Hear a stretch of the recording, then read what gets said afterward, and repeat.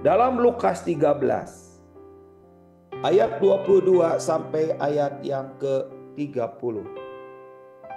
Siapa yang diselamatkan? Saya akan bacakan buat semuanya. Kemudian Yesus berjalan keliling dari kota ke kota dan dari desa ke desa sambil mengajar dan meneruskan perjalanannya ke Yerusalem. Dan ada seorang yang berkata kepadanya, "Tuhan, sedikit sajakah orang yang diselamatkan?" Jawab Yesus kepada orang-orang di situ, "Berjuanglah untuk masuk melalui pintu yang sesak itu.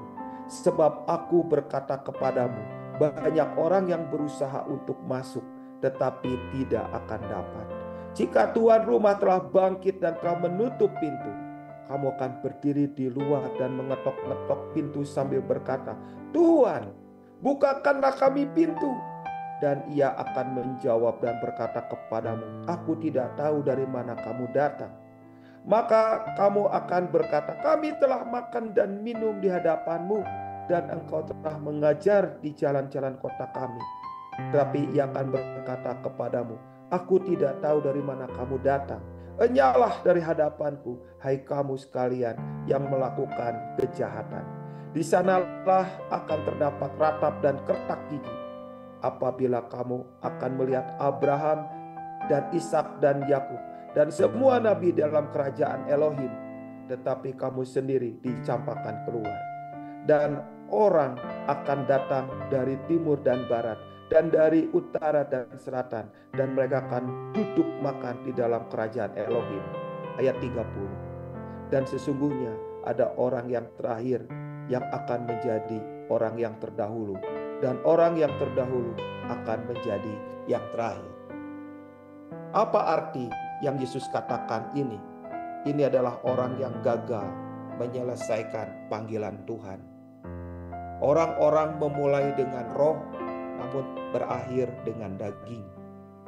Orang-orang yang memulai panggilan Tuhan sebagai hamba Tuhan, tetapi tidak menyelesaikan hidupnya sebagai hamba Tuhan.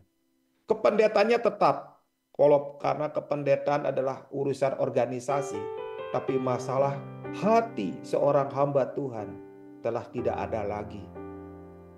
Mereka menganggap bahwa kalau sudah jadi hamba Tuhan akan berujung dengan baik. Yesus berkata, "Berjuanglah untuk masuk melalui pintu yang sesak itu." Yesus menggambarkan tentang seekor unta yang masuk ke dalam lubang jarum. Dia harus melepaskan segala sesuatunya. Dia harus menanggalkan segala sesuatunya.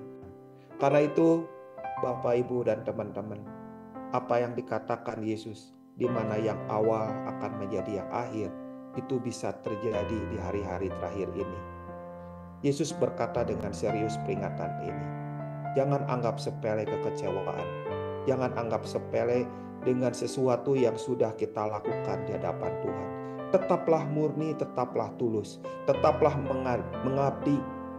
Hitung apa yang sudah kita lakukan, hitung apa yang sudah kita kerjakan sedemikian rupa, supaya kita dapat menjadi orang-orang yang dapat mengakhiri dengan baik di hadapan Tuhan.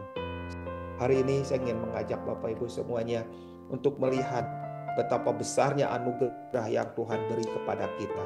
Janganlah kita terlepas, janganlah kita meninggalkan karena kita kecewa.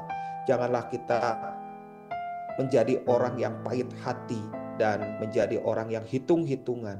Yang dulunya nggak ada masalah, sekarang jadi bermasalah. Yang dulunya kita orang yang selalu menghargai anugerah dengan begitu hati yang berlimpah-limpah, dengan hati yang, oh Tuhan, ini anugerah yang besar. Sekarang kita sudah hambar, sudah tidak lagi menghargai apa yang sudah beri. Dan ingatlah, seorang hamba Tuhan harus mengakhiri sebagai hamba Tuhan. Janganlah kita kehilangan ke hati seorang hamba Tuhan, supaya Tuhan menemukan kita bukan menjadi kambing, tapi menjadi domba. Janganlah Tuhan menemukan kita menjadi gadis yang bodoh, tapi menjadi gadis yang bijaksana.